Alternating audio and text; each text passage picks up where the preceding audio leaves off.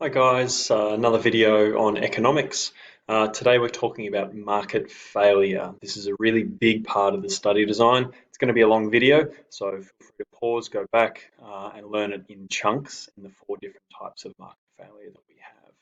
So firstly, you've got to start with what market failure is. This is going to sound really obvious, but this is one area of the study that you really need to know the definition in order to answer the questions about market failure.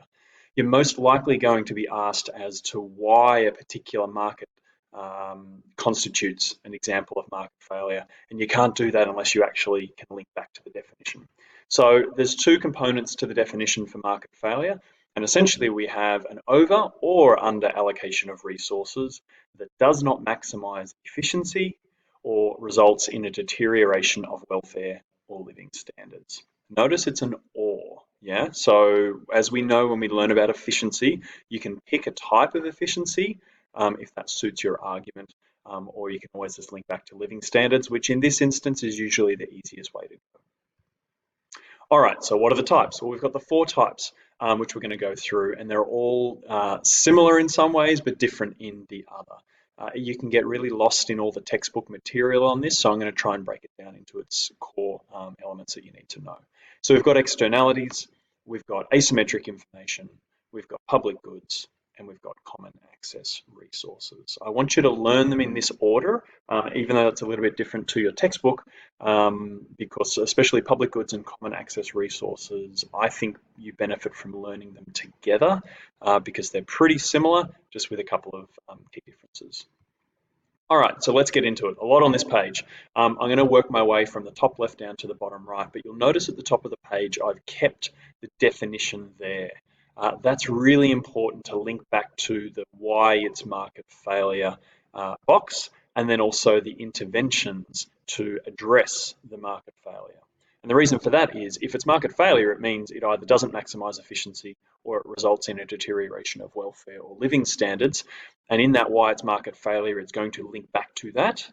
And then when you're arguing that a particular government intervention is going to fix it, you've essentially got to argue that it either by intervening, the government is either going to improve efficiency or improve welfare or living standards. So that's why knowing that definition is really important. So externalities, what are they? Well, that is a market and where there is an impact on a third party not involved in the transaction. So in all transactions, we have suppliers and we have consumers, and then an externality is any time there is a market where there's an impact on somebody else outside of that transaction. Why are externalities market failure? Well, there's kind of two reasons, and the reason for that is just to make it tricky for you, we're going to split up externalities into positive externalities and negative externalities. Positive externalities is where there is a benefit received to a third party, but they haven't paid for it. And what that results is an under allocation of resources towards that good or service that benefits society. If you think of it from a supplier's perspective, you're taking on the cost to produce this good or service. Your customer is paying for that and receiving the benefit for that service. But then there's all this extra benefit, or it's called spillover benefit, that somebody else is getting, but they're not paying for it. So if they were to pay for it, then the value or the revenue that you would be receiving would be much higher, and there'd be a greater incentive for suppliers to allocate their resources towards that particular market. But since that third party is not paying for it, the payback isn't really there, and so they allocate their resources elsewhere where more profit can be made. So that's market failure, because in a lot of these positive externality markets, we need these goods or services to maximize welfare or living standards. On the other side, we've got negative externalities, and this is kind of the easier one to understand. This is the one where there's a spillover cost to a third party that's not involved in the transaction. And so here, what that results is an over allocation of resources towards those markets.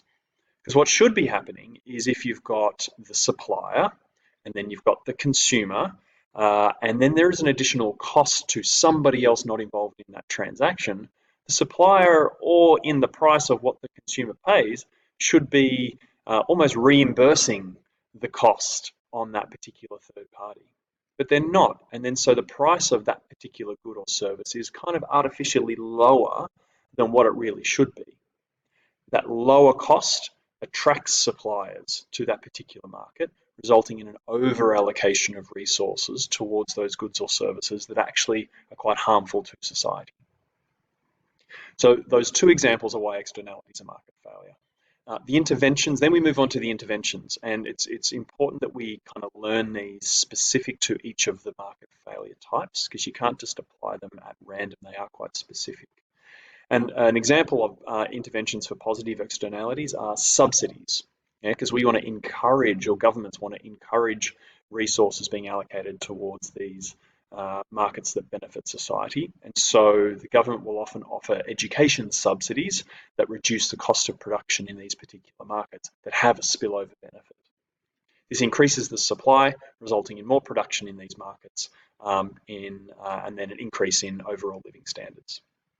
For negative externalities, the governments want to reduce the amount of resources that are allocated towards these particular markets. So they're likely to go towards, say, an excise tax, say on alcohol or cigarettes.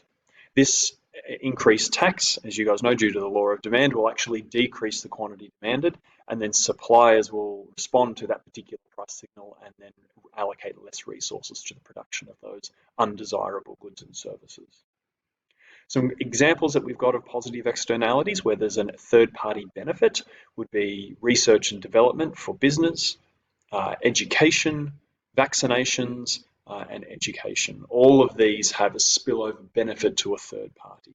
So research and development, for example, has benefits outside of the company that develops the good service into greater efficiencies generally as an economy. Education, the school that you're educated at, your future employers will benefit from that particular education, but your future employer didn't pay for your education. So as a result, education is heavily subsidized in most countries around the world. In negative externalities, where there's a spillover cost, the easiest one we like to think of is cigarette smoking. That can be one of two different ones. One could be just third-party secondhand smoke, where there's a third-party cost. But then the probably more substantial one is the third-party cost on the health system and thereby the taxpayer for when those cigarette smokers actually get sick later on in life. It's the taxpayer that has to pick up the bill for that. They're a third party that were not involved in the original transaction between the cigarette company and the particular smoker. So as a result, the government heavily taxes cigarettes to help fund the cost to the taxpayer when those particular people get sick.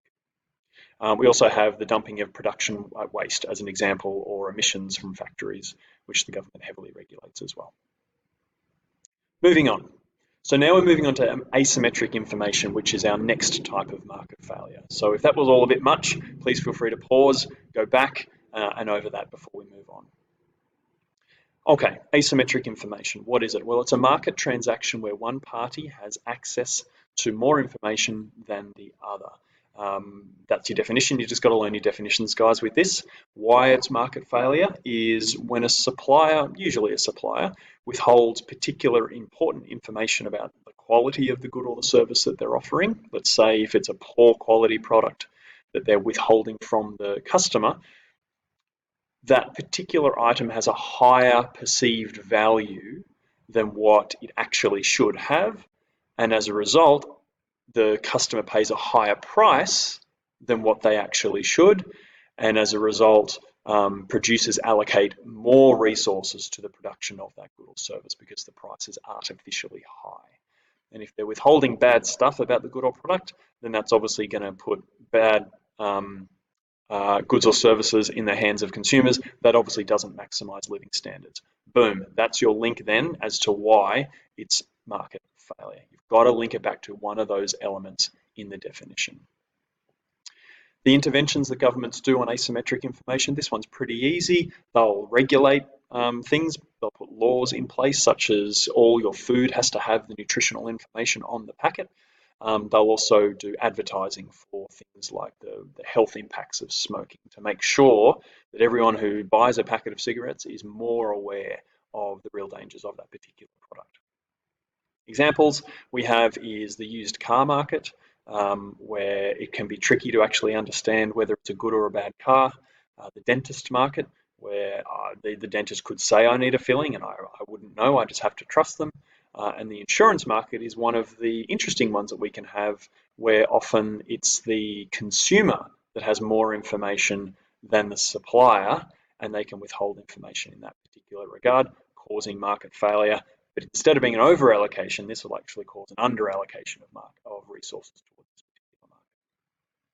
So that's asymmetric information. The process of how to learn this is the same with all four of these. You've got to link it back to why it's market failure through the definition, number one, and then number two, with your interventions, say how that improves either efficiency or living standards.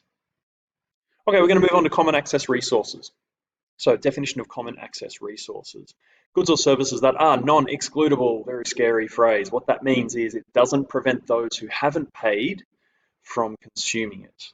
You can't stop people who haven't paid money from consuming it. That's what non-excludable means. You've got to use these phrases.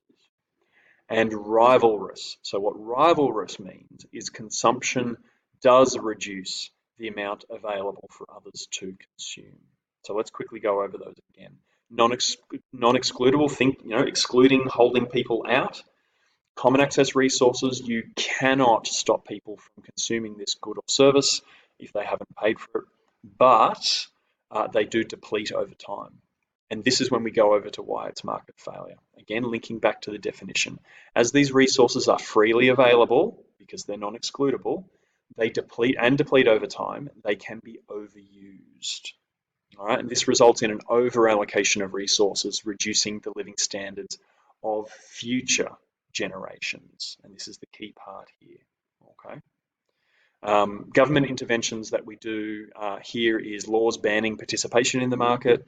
Government might tax those who participate in the market, or you might subsidise alternative markets such as renewable energy. Some examples of common access resources: fish in the ocean.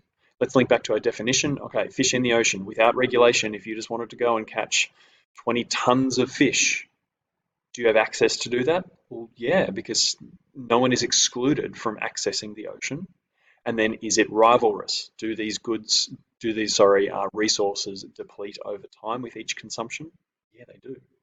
And as a result, they're prone to overuse. And if you think about it with something like fish in the ocean, it's a good one, because as a business, you can go out for free, catch this stuff, and then sell it for money. So it's quite attractive without regulation and without intervention for a lot of suppliers in this regard when it comes to common access resources. So we need the intervention to make sure that these resources are available for future generations.